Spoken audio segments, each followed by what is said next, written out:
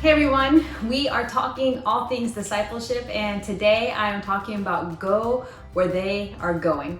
I love this part of discipleship because I really believe it accelerates the discipleship process, and I'll elaborate on that in a little bit. But there's a story that we see in the Bible where Jesus, he's picked and chosen a couple of disciples, and there's one disciple specifically, and it's Matthew the tax collector.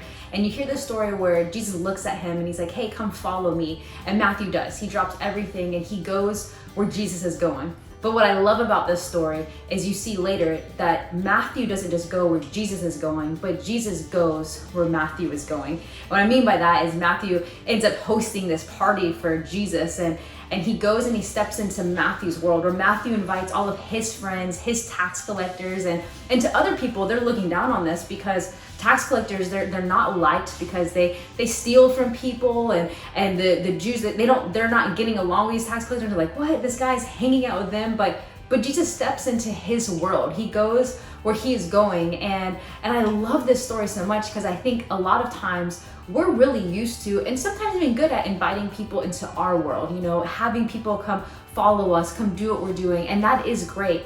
But I think another area we have to look into is to step into their world. When's the last time, you stepped into the home of the person you're discipling, or got to meet their family, or you've been a part of the things that they're interested in? Maybe there's a sport they play, watching them play that sport, or, maybe there's a certain interest that they have, and saying, hey, like, let me see some of your artwork. Maybe, they paint, but it's a really key thing in discipleship. And earlier I said it accelerates the discipleship process. What I mean by that is it just helps deepen the relationship. It makes it not just about like, hey, come learn from me, come do what I'm doing, which that is an aspect of discipleship, but it becomes this like mutual thing. It becomes this relationship where it's not just about what you're gonna give to them, but you're also getting to learn who they really are.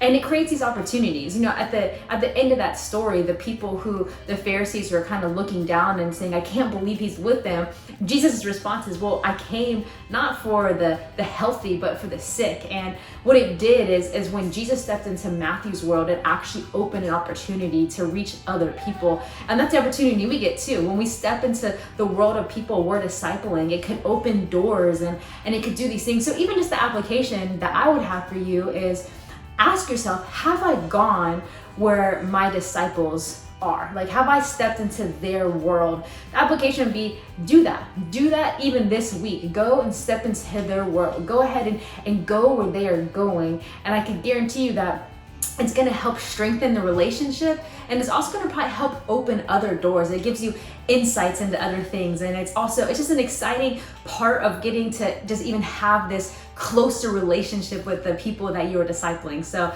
I just can't wait to see some of you guys go where they're going. Hope this helps. Have a great day.